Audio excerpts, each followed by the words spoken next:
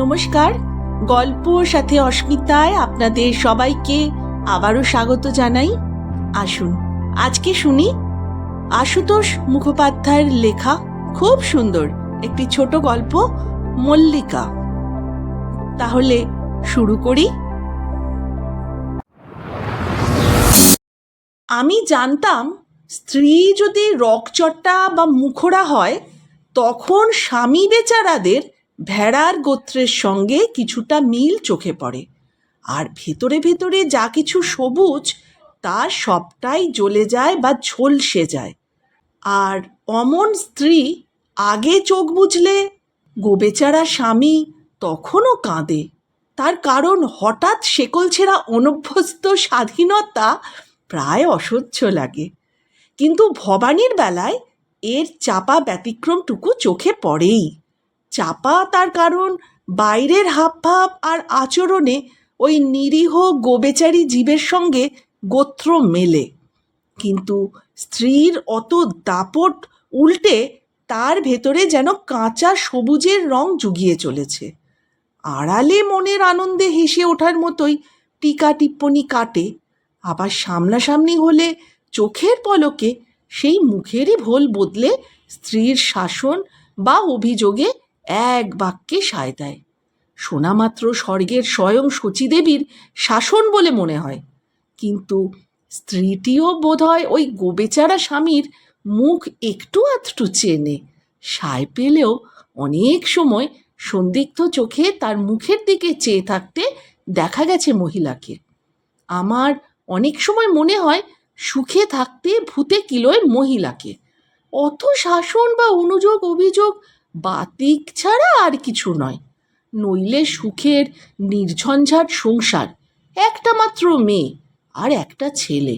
মেয়ে বড়, বিয়ে পড়ছে, বেশ হাসি খুশি মেয়ে, বাপের মতোই ফুর্তি আর মুখে সর্বদা হাসি। ছেলের বয়স ওই 13, স্কুলে পড়ে। কলেজের অধ্যাপকের টান ধরা অবস্থা নয়, রীতিমতো সচ্ছল অবস্থা। 33 নম্বর গোল্ড রোডের এই গোটা বাড়িটাই নিজেদের। নিচের তলার দোকান ঘরগুলো আর 2টো ফ্ল্যাট থেকে মাসে যা ভাড়া আসে তাতেই স্বচ্ছন্দে চলে যেতে পারে। দোতলায় ফেলে ছড়িয়ে নিজেরা থাকে। নিজেদের শোবার ঘর, আলাদা 2টো বসার ঘর, খাবার ঘর, ছেলে মেয়ের আলাদা আলাদা শোবার ঘর আর পড়ার ঘর। দোতলায় উঠলেই খালি খালি লাগে, অবশ্য গৃহিণীর মেজাজ যদি ঠান্ডা থাকে। নিজেদের সেকেন্ড হ্যান্ড গাড়িও আছে একটা, কিন্তু এই সুখ আর সচ্ছলতা সত্ত্বেও মহিলাকে অলস বললে অবিচার করা হবে।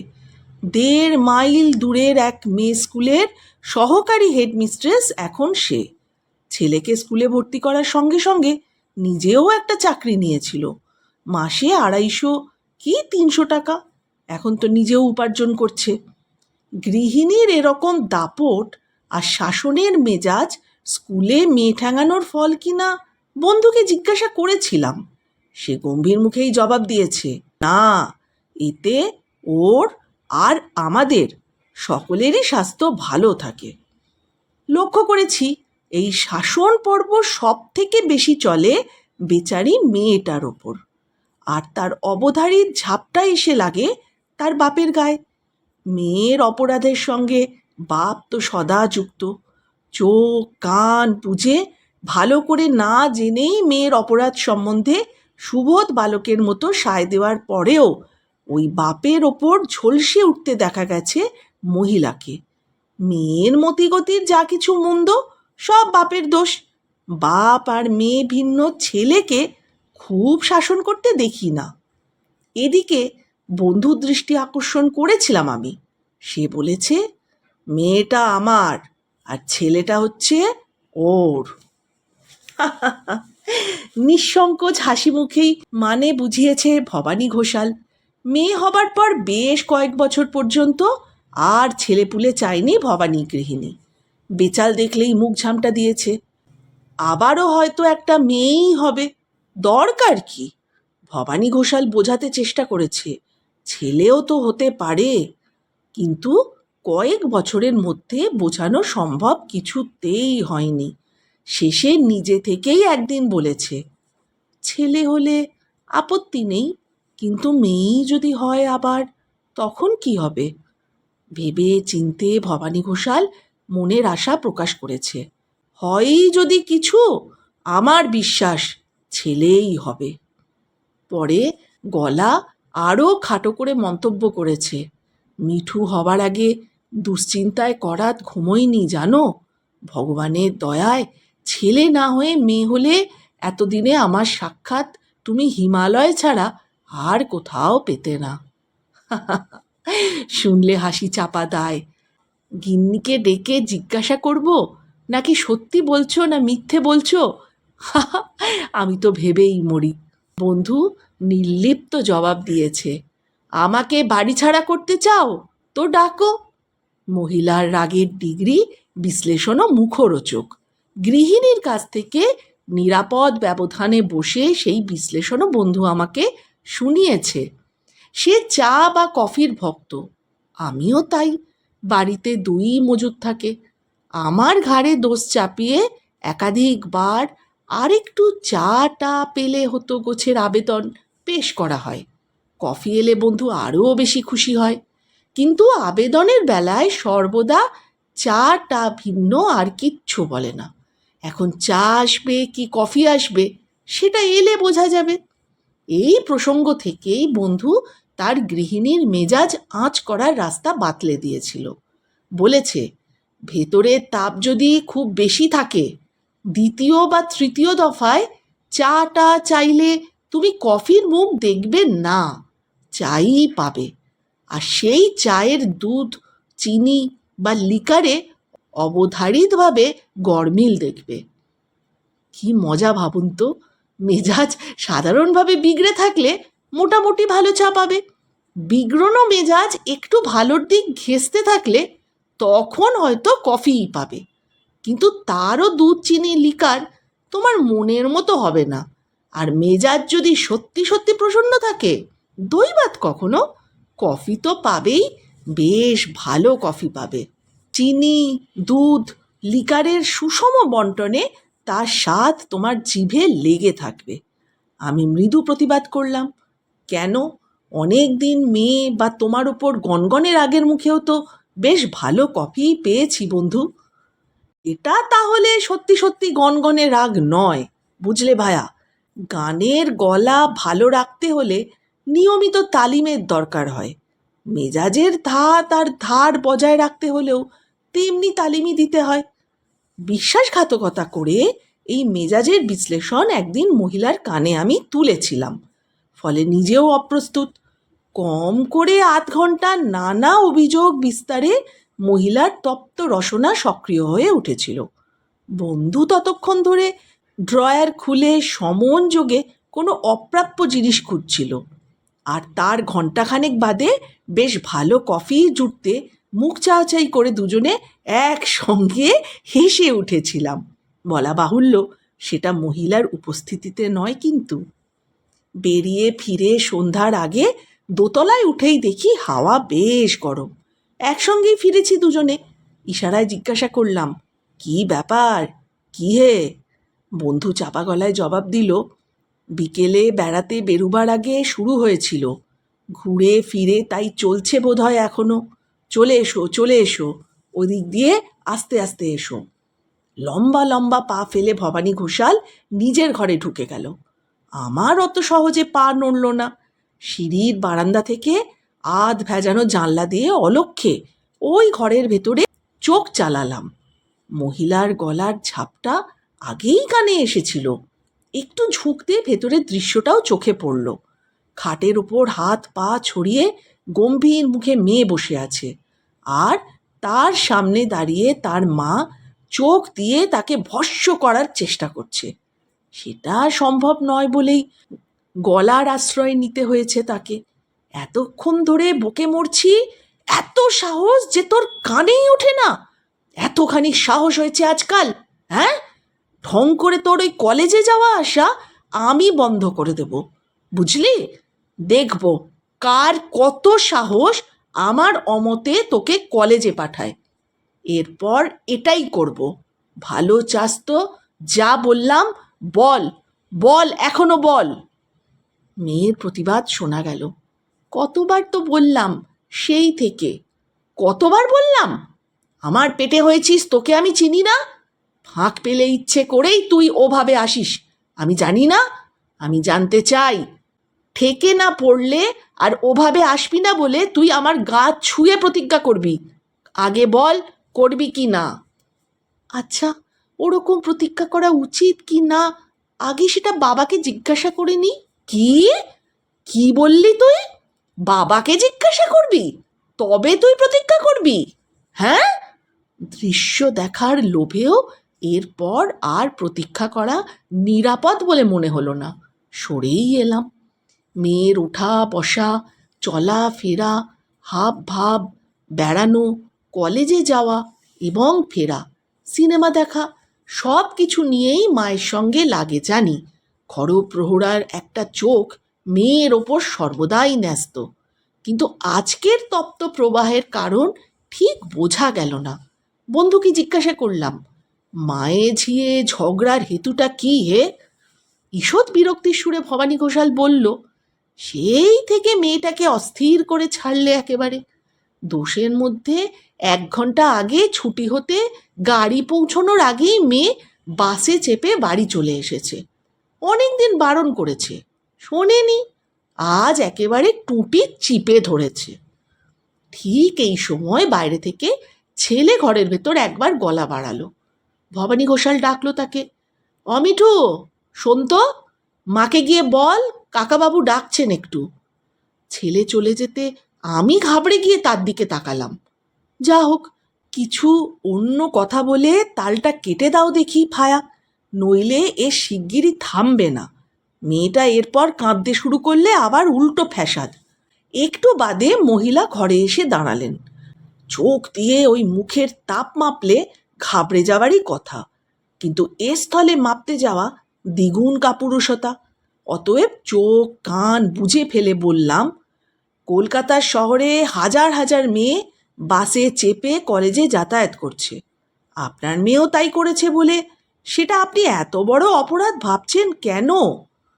যা হোক, কিছু বলে তাল কাটার নমুনা শুনেই বন্ধুর চোখ মুখে অব্যক্ত ত্রাস, তার সেই সঙ্গে বন্ধুপত্নীর রাগরক্ত মুখের বিচিত্র বিন্যাস।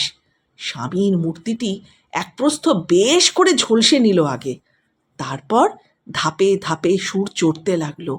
সেই সুরের আসামিও আমি নয়, আমার সামনের মানুষ। এই নিয়ে লাগানো হয়েছে আবার। বন্ধুকে লাগানো? আমিই তাহলে অন্যায় করেছি, আর মেয়ে যা করেছে সেটা ঠিক?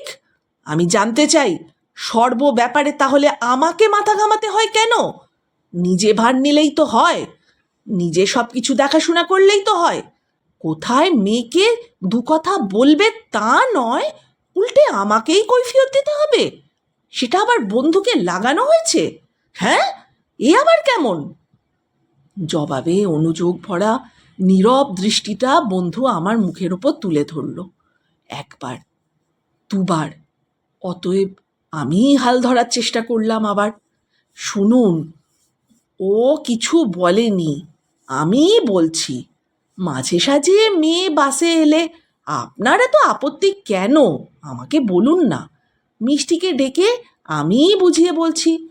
ছেলে মেয়ে আর আপনার কর্তার হেফাজতে গাড়ি ছেড়ে দিয়ে স্কুলে আপনি নিজেও তো কষ্ট করে রোজ বাসেই যাতায়াত করেন, আমি শুনেছি। তাহলে মেয়ের বেলাতে এত আপত্তি কেন? রাগটা আমার দিকেই ঘুরছে এবারে আমার মনে হলো। অনধিকার চর্চার দরুনও হতে পারে, আবার সামনের বোবা আসামির প্রতি টানের আভাস পেয়েছে বলেও হতে পারে। আপনার এত রাগ হবার মতো আপত্তি কেন সত্যি সত্যি আমি জানি না, কিন্তু ধৈর্যের বাঁধ ভাঙার উপক্রম। আর জেনে কাজ নেই তাহলে। বসে বসে মনের আনন্দে একজন বক্তৃতা করুক, আর আপনিও মনের আনন্দে বসে বসে তাই শুনুন আর লিখুন। একেবারে কিছুই জানেন না? কলকাতার বাসে কোনোদিন চাপেননি আপনি? দেখেননি কিছু? যত সব আদেখলে লোকের ভিড়, চোখ দেখলে গা রি করে, যেন গিলতে পারলে বাঁচে। ফাঁক পেলে এই বয়সেও চাপাচাপি, ঠেলাঠেলি, ছি ছি ছি ছি ছি ছি। রাগের মাথায় মহিলা রসনার লাগাম প্রায় ছেড়ে দিয়ে টেনে ধরল শেষ পর্যন্ত। মানে আপনার আপনার এই 32 বছর বয়সেও? মহিলার দু চোখ মুখের ওপর থমকালো একটু। 32 বছর মানে? 43 এখন আমি। আমতা আমতা করে বললাম, তাহলে আর লোকের দোষ কি? বয়সটা লিখে গলায় ঝুলিয়ে আপনাকে বেরোনোই উচিত। তাছাড়া 43ই বা এমন কি এমন বেশি? আপনাকে দেখে তো মনে হয় না। ভয় ভুলে ভবানী ঘোষাল একটু জোরেই হেসে উঠতে প্রথমে এক প্রস্ত থতমত খেল মহিলা। রাগের মাথায় প্রসঙ্গ কোন দিকে ঘুরছে খেয়াল না করেই কথা বলছিল। আত্মস্থ হওয়ার সঙ্গে সঙ্গে মুখ লাল, বন্ধুর দিকে সকপ দৃষ্টি নিক্ষেপ, তারপর দ্রুত প্রস্থান। বন্ধু ঢুকে আমার হাতটা ধরে ঝাঁকিয়ে দিল। বাঁচালে তুমি ভায়া, বাঁচালে। কিছুক্ষণ বাদে হাসতে হাসতে বলল, মেয়েকে একটু শাসনে রেখে খুব অন্যায় করে না হে, বুঝলে? গিন্নি ঠিকই করে। আমি এক মেয়ের বেচাল আর শেষে অদ্ভুত কাণ্ড কারখানার একটা আশ্চর্য গল্প বলতে পারি, কিন্তু সে গল্প তোমাদের আধুনিক বাস্তব গল্পের সঙ্গে মিলবে না। কিন্তু কোন দেশের গল্প? আমি বললাম, পৃথিবীর যে কোনো দেশের বলতে পারো। সুযোগ সুবিধে পেলে সব দেশেরই ছেলে মেয়ে ভেতরে মাল মশলা প্রায় একই রকম থাকে। গল্পটা সাগ্রহেই শুনেছি। বয়সকালের মেয়ের বিলিতি ধাঁচের বেপরোয়া চালচলনের গল্প। শেষের ব্যাপারটা অদ্ভুতই বটে। গল্পের বিস্তারে একটু গোঁজামিল দিয়ে এই দেশের কোনো মেয়ের চিত্রই ফোটানোর চেষ্টা ছিল ভবানী ঘোষালের। বাস্তব হোক অবাস্তব হোক শুনতে ভালো লেগেছে, কিন্তু এই গল্পের উপকরণ নিয়েই যে ছোটোখাটো একটি উপকার সাধনের চেষ্টা করা যেতে পারে সেটা তখন মাথায় আসেনি। এসেছে রাতে শুয়ে শুয়ে। আসুন, ভবানী ঘোষালের মুখ থেকে শোনা সেই বেচাল মেয়ের গল্পর 60টুকু আগে একটু শুনিয়ে নিই। বড় একটা বাড়ির দোতলায় খণ্ড খণ্ড গোটা তিনেক ফ্ল্যাট। ফ্ল্যাট না বলে এক ঘরে দু ঘরের গোটা তিনেক সুইটও বলা যেতে পারে। সব কটা সুইটেই পুরনো ভাড়াটে ছিল। নিচের তলা মোটামুটি বাড়িওয়ালাদের দখলে। বাড়িওয়ালাদের মানে দু ভাই একসঙ্গে থাকে, কিন্তু বনিবনা খুব কম। নিচের তলায় দু ভাই থাকে আর তাদের এক বোন থাকে। ভাইরা ধরাকে সরা জ্ঞান করে, চাকরি বাকরি করে না, তেমন চালু ব্যবসা ট্যাবসা আছে বলেও শোনা যায় না, কিন্তু বেশ শৌখিন আর পয়সাওয়ালা লোকের মতোই কিন্তু থাকে। সুইটগুলো থেকে যা ভাড়া পায় তাতে তাদের মাসের 10 দিনও চলার কথা নয়, কিন্তু দিব্যি বহাল তবিয়তে থাকে সব। কোথা থেকে বা কেমন করে টাকা আসে সে কথা কিন্তু কেউ বলতেও পারে না, কেউ মুখ ফুটে জিজ্ঞাসাও করে না। ধরা যাক তাদের বোন নাম মল্লিকা। পড়ে না ঠিক, সেজে গুজে কলেজে গিয়ে ছেলেপুলের মুন্ডু ঘোরায়। পাড়ার অল্প বয়সী ছেলেগুলোরও মাথা ঘোরে মল্লিকাকে দেখে। মল্লিকার কলেজে যাওয়া আসার সময় মোড়ে মোড়ে ভক্তদের প্রতীক্ষারত জটলা দেখা যায়। তাদের মাঝখান দিয়ে রাজেন্দ্রাণীর মতো সে ঘরে ফেরে। সপ্তাহে 3-4 বিভিন্ন স্তাবকদের সঙ্গে রেস্টুরেন্টে বসে খায়, আর 2 দিন অন্তর চটকদার সাজ পোশাক পরে দেশি বিদেশি সিনেমা ঘরে তাকে ঘুরতে দেখা যায়। ওই অতি আধুনিকা মল্লিকার দুনিয়ার একটি মাত্রই শত্রু। সে দোতলার এক সুইটের ভাড়াটে ছেলে, বিধবা মায়ের সঙ্গে থাকে। ছেলেটা দেখতে শুনতে মন্দ নয়, স্কলারও ভালো, কিন্তু একেবারে রামগরুরের ছানা, হাসতে জানে না। দিন রাত বই মুখে করেই বসে থাকে। বছর 5-6 ধরে মল্লিকাকে দেখছে সে। তার 15 থেকে 20 পর্যন্ত আর নিজের 21 থেকে 26 বছর পর্যন্ত তাদের এই চোখাচোখি। গণ্ডগোলের সূত্রপাত মেয়েটার 21 বছর আর ছেলেটার 27 বছর বয়স যখন তখন থেকে, অর্থাৎ ছেলেটার মা মারা যাবার পর থেকে। এতদিন মেয়েটা তার দিকে ভালো করে তাকায়নি, এবারে একটু আধটু লক্ষ্য করতে লাগলো।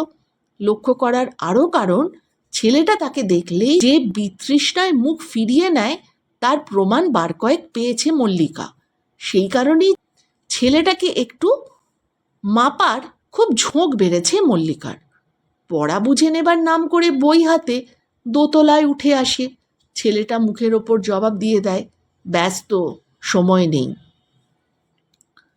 জমিদার বাবুরা অর্থাৎ বাড়ির দুই মালিক তাদের প্রজাকে অর্থাৎ দাম্ভিক ছেলেটাকে একদিন ডেকে পাঠায়। তাদের সকলেরই চোখ গরম। অভিযোগ, ছেলেটা তাদের বোনকে রাস্তায় পেয়ে অপমান করেছে।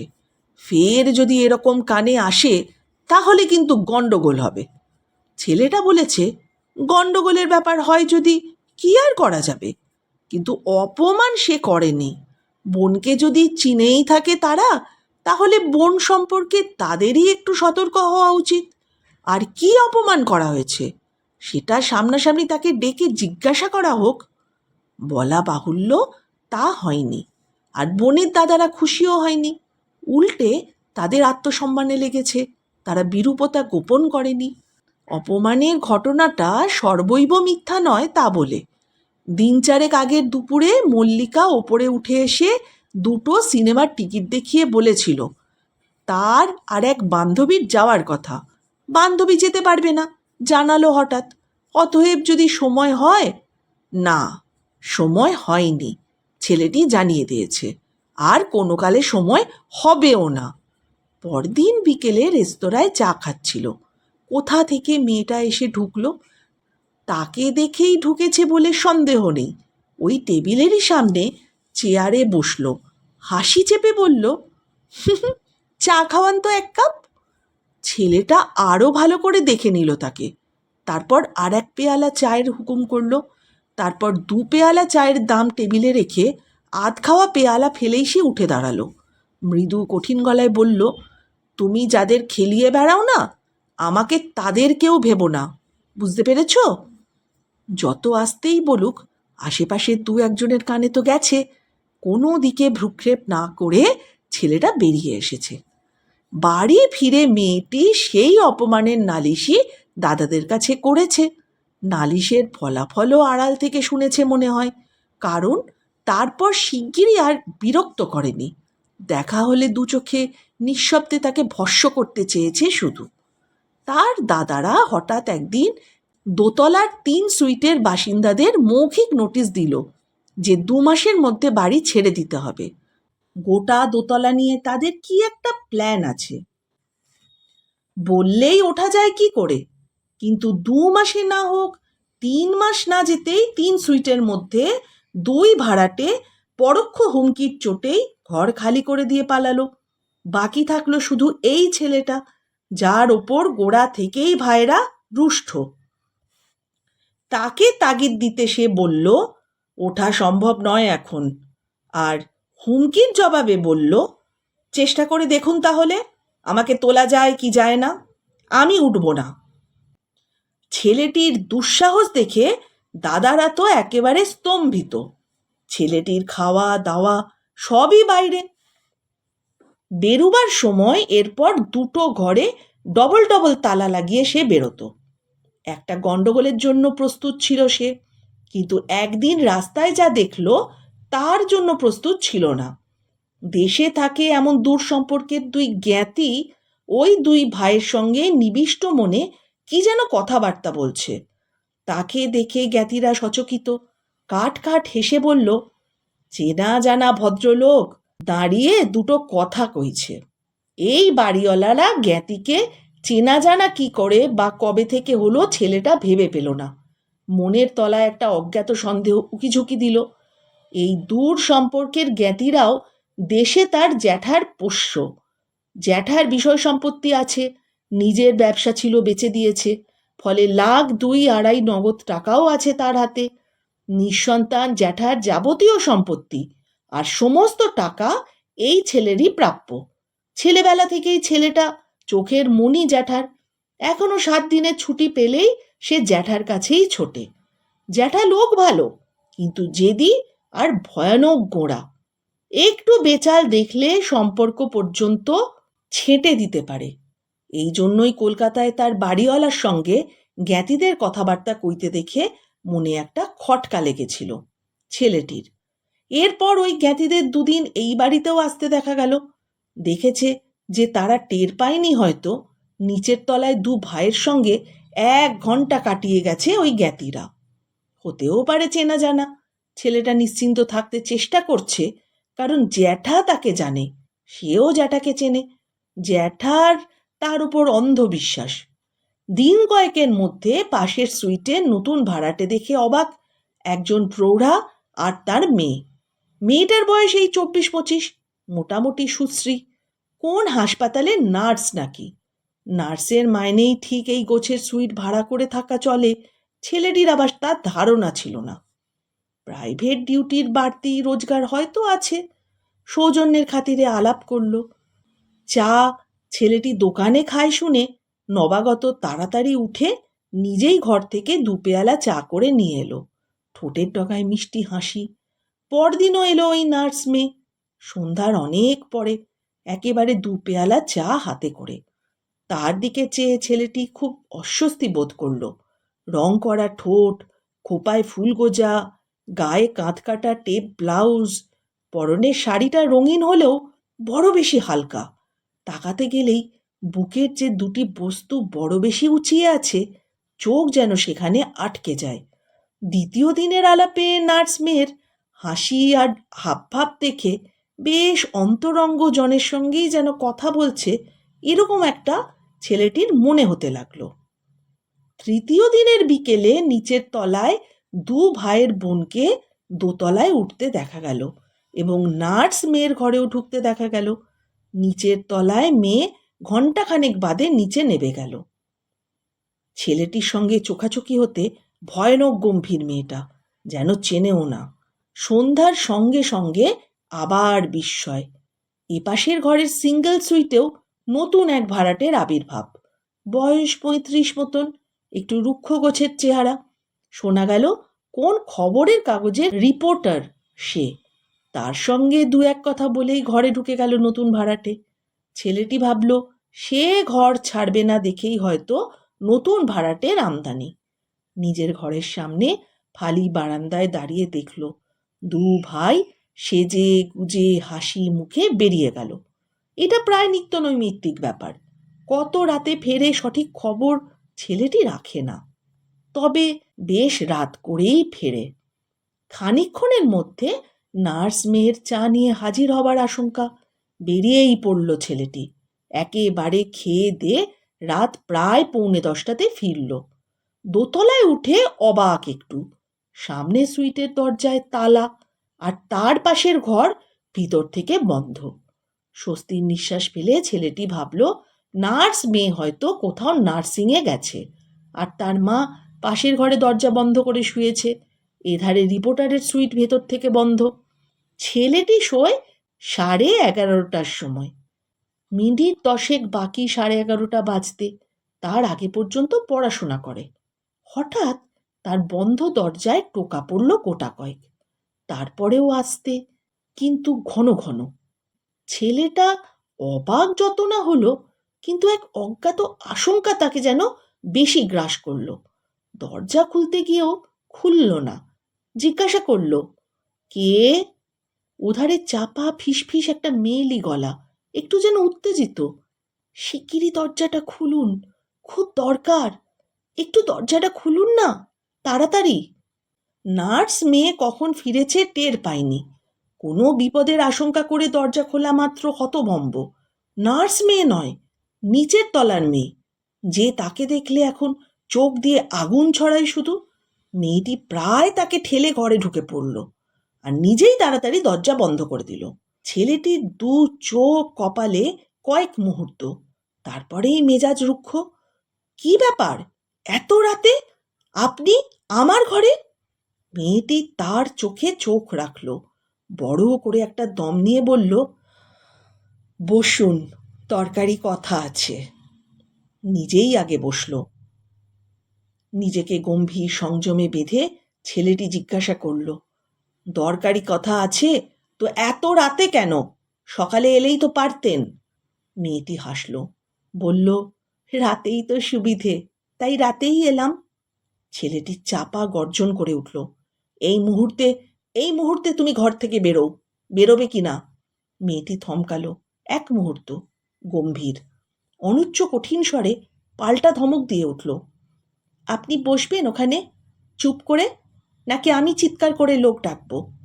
আশেপাশে লোক আছে, আর নিচে তো আছেই। দরজা আমি বন্ধ করেছি বিশ্বাস করবেন না? সকলে জানবে আপনি কোনো অছিলায় আমাকে ডেকে এনে দরজা বন্ধ করেছেন। তা তা তার মানে? আঙুল দিয়ে সামনের চেয়ার দেখিয়ে দিল। তার মানে ওখানে বসুন, চুপ করে বসুন। আপনি চুপ করে বসুন, আর আমি যা বলছি তা শুনুন। ছেলেটি ঘামছে, কাঁপছেও একটু একটু। যে মেয়ে! চিৎকার করে ওঠা বিচিত্রও নয়, বসেই পড়ল। মেয়েটি মন্তব্য করল, লক্ষ্মী ছেলে। এরপর ছেলেটির চোখে চোখ রাখল, ঠোঁটের ডগায় সূক্ষ্ম হাসি।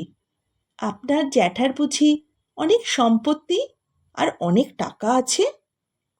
কেন কেন বলুন তো? আর ভবিষ্যতে সেসবের বুঝি আপনিই মালিক হবেন? মাথার মধ্যে ছেলেটার যেন তালগোল পাকিয়ে যাচ্ছে সব। তা দিয়ে তোমার কি দরকার? মেয়েটা হাসল মুখ টিপে, বলল, আমি একটা অতি খারাপ মেয়ে। টাকার কথা শুনলেই আমার লোভ হয় যে। তা যে যেমন সম্পত্তি হোক না কেন, আমি ফসকাতে পারি না। মাথা ঠান্ডা রাখার চেষ্টা করছে ছেলেটা, ভেতরে ভেতরে ভালো রকম কিছু একটা জট পাকাচ্ছে।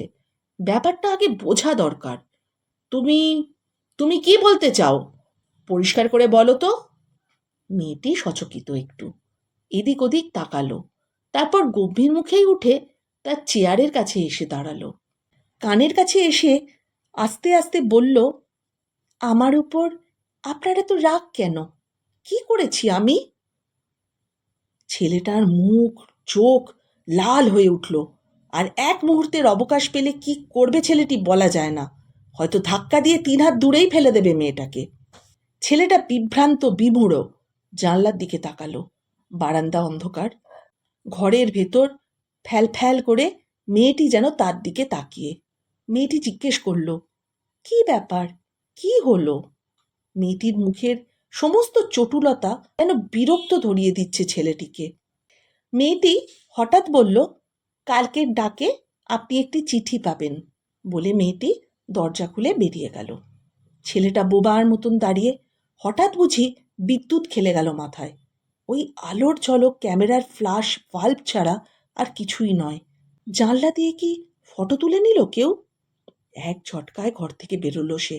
নার্স মেয়ের ঘরে তেমনি তালা ঝুলছে, পাশের ঘরের দরজাও বন্ধ, এদিকের সুইটে রিপোর্টারের বন্ধ ঘরেও বড় তালা ঝুলছে।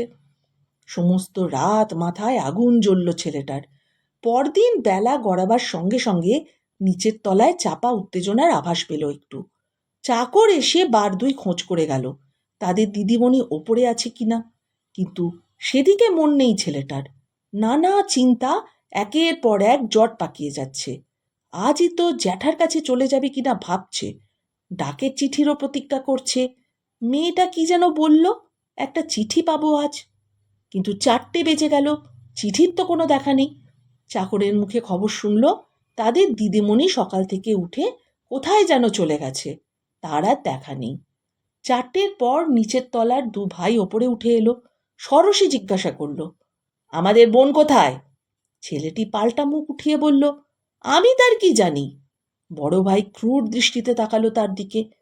কাল সে রাত 11টা পর্যন্ত এই ঘরেই ছিল। ভালো চান তো বলুন কোথায় সে, নইলে কিন্তু বিপদ হবে আপনার।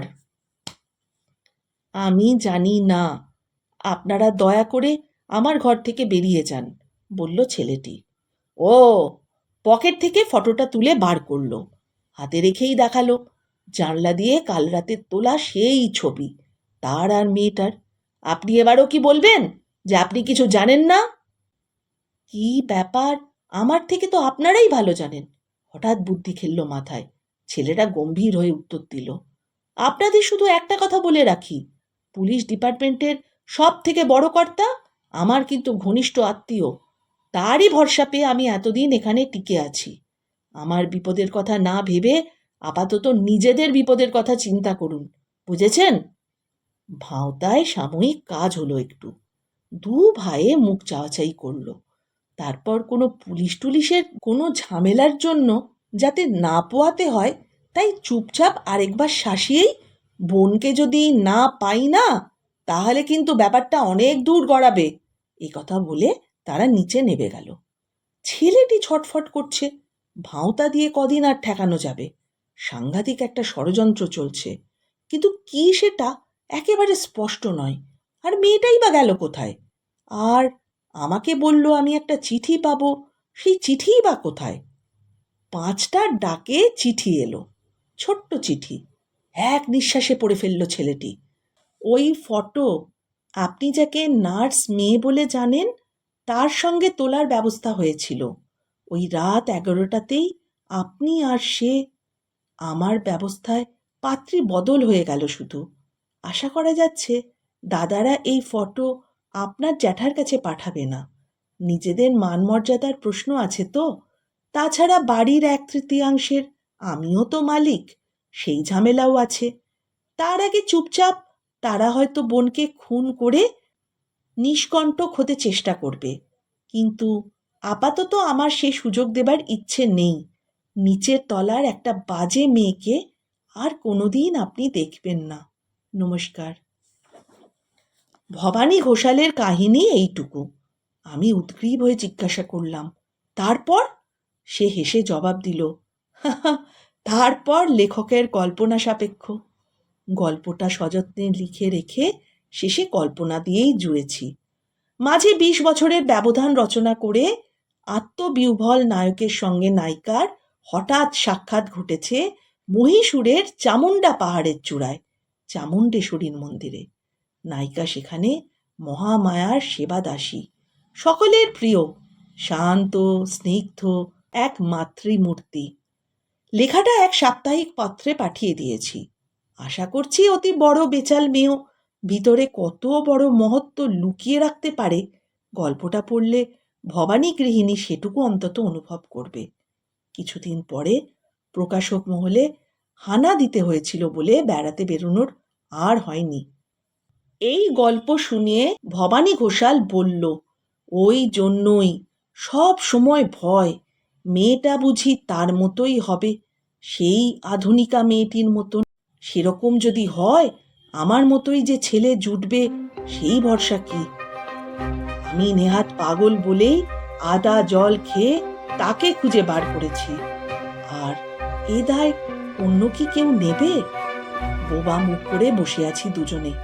একটু বাদে এক হাতে পট আর অন্য হাতে একজোড়া পেয়ালা প্লেট হাতে মহিলা ঘরে ঢুকলো, কিন্তু আমার আর কোনো দিকেই লক্ষ্য নেই। আর চোখে ওই মহিলার দিকে তাকাতেই দুরু দুরু বক্ষ, দুর্ভেদ্য গাম্ভীর্য তার মুখে। হঠাৎ দেখি পেয়ালায় চুমুক দিয়ে বন্ধু উদ্ভাসিত মুখ করে তাকালো আমার দিকে। কিছু না বুঝে আমিও পেয়ালায় চুমুক দিলাম। সঙ্গে সঙ্গে বিপরীত বিস্ময়ে লাফিয়ে ওঠার দাখিল। মুখ দিয়ে বেরিয়ে গেল, আরে চা নয় তো, বেশ ভালো কফি, বাহ এ তো দারুণ খেতে। আর ঠিক সেই মুহূর্তে ওই রমণীর মুখে এক বিচিত্র কারুকাজ দেখলাম আমি। ভারী মেঘের ওপর যেন হঠাৎ লালচে আলোর ঝলক এক প্রস্থ।